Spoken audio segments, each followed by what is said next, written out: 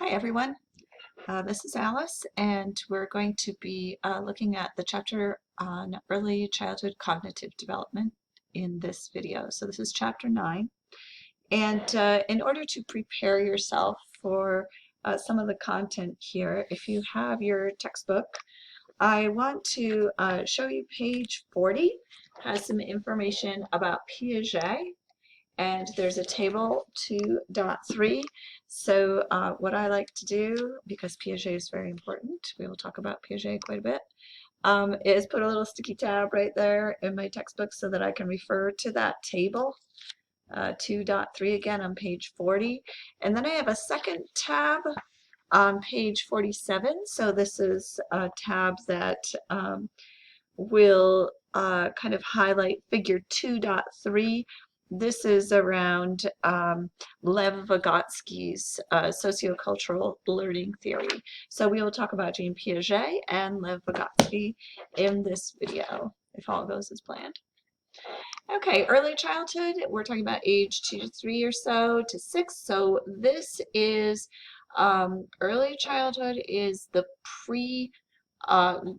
first grade, pre-elementary school years. So this child might be in preschool, might be in kindergarten, but they don't have the skills yet, so to speak, to sit for a long period of time like a first grader needs to start learning how to do. This person might be a little more active, moving around. They just don't have the emotional regulation, physical regulation or abilities and skills yet to go into school, basically. But they have a lot of fun here in early childhood. So this particular chapter is about cognitive development, which, as you probably are getting the hang of it here, we talk about biological development, we talk about thinking, and that's cognitive development, and then we talk about the psychosocial world. So I told you that Jean Piaget would come in as an important um, theorist here. So Piaget, back on page 40, there's a little picture of him in the upper left-hand corner. He was born in 1896, died in 1980. So he is one of the grand theorists for human growth and development. You can read a little bit about him there in chapter 2 on page 40 and thereabouts. His theories are so important because they were some of the first to really look at the child and how the child thinks.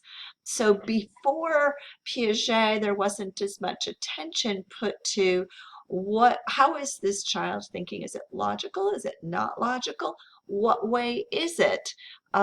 So he came up with the periods of cognitive development. And that's what you will see in that table there, table 2.3.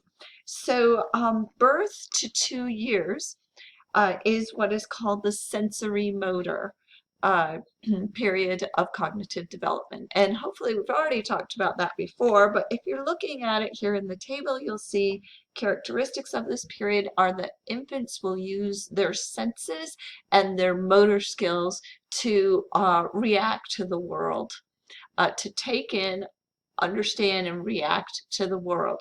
So it's built on that sort of feedback loop of sensation and then motor skills. So focusing here on 2 to 6 year olds is called pre-operational. So Piaget named this period of cognitive development pre-operational.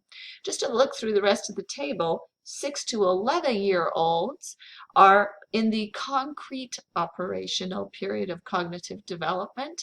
And so these two time frames in cognitive development are very important to our observational activity that's going on right now.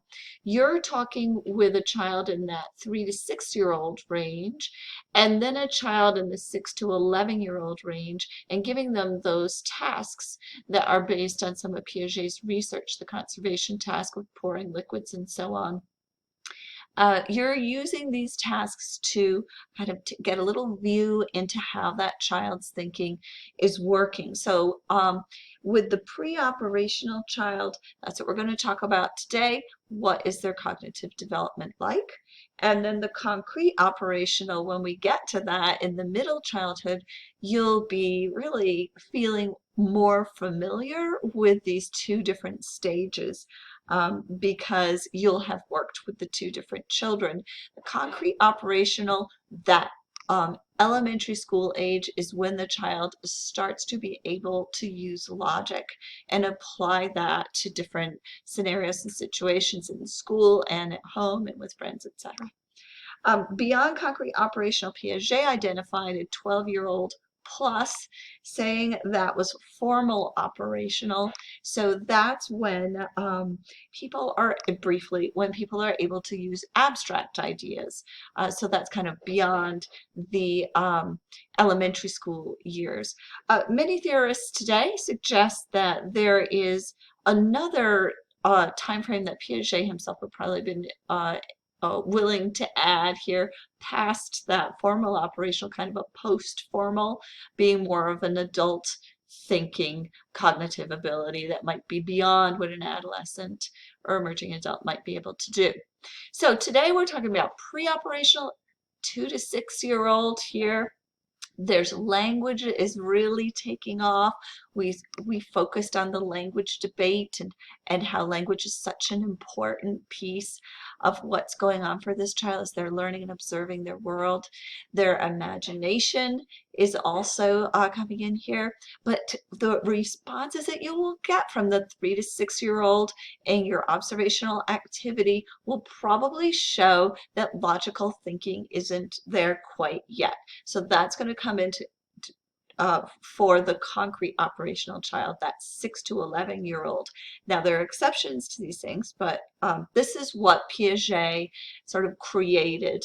And really, Piaget is very, very famous as a grand theorist for cognitive development.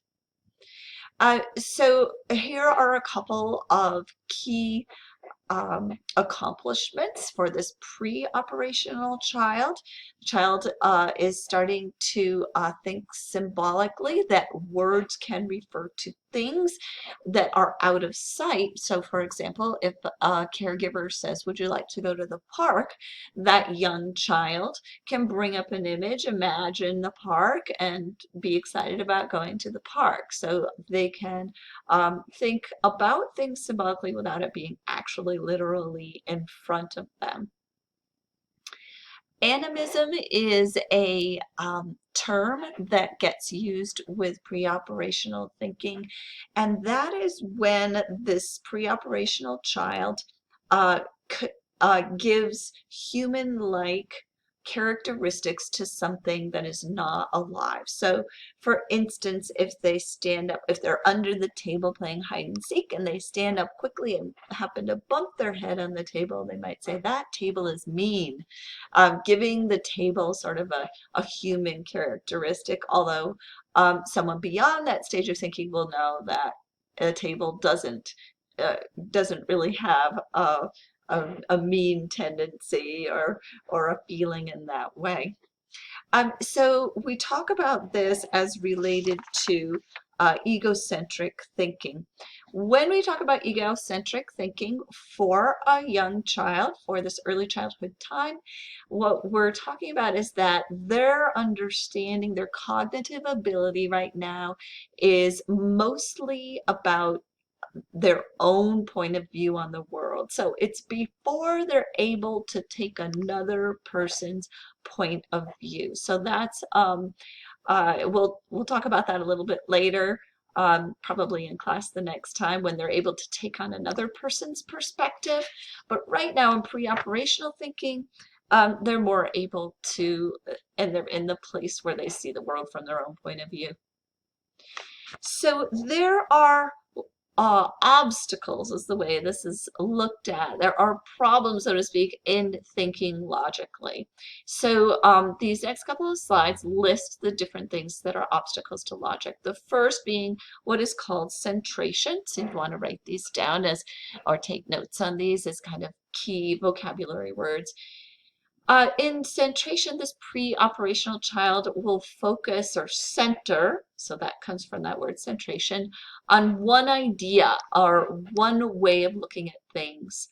And they can't always see a different way of looking at a problem. A focus on appearance. The pre-operational child will just look at the way something looks and ignore other possible explanations. So this you'll see in particular, I'm going to go fast forward ahead here for a moment. In this conservation and logic task, where the pink liquids or whatever color liquid that you've been working with the 3 to 6-year-old versus the 6 to 11-year-old. You'll see this is a pre-operational child. When she sees the two liquids in different shape containers, the only appearance that she's looking at is which one is taller and saying that that one necessarily has more liquid.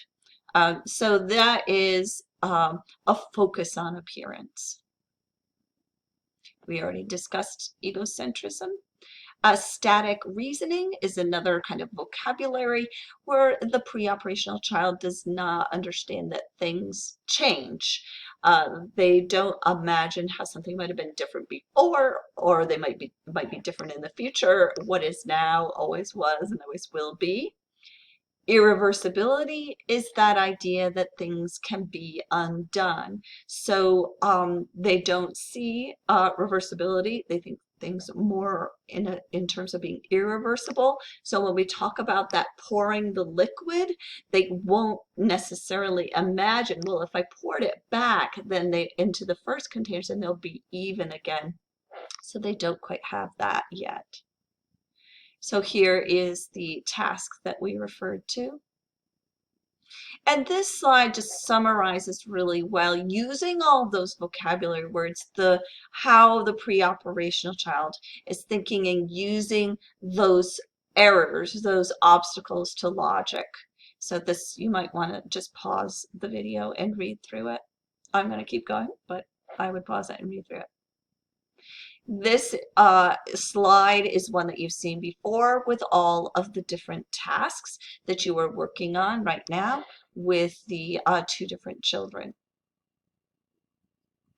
There are limitations to Piaget's research, and you will be asked to look up an article on this in the FRCC journal article database.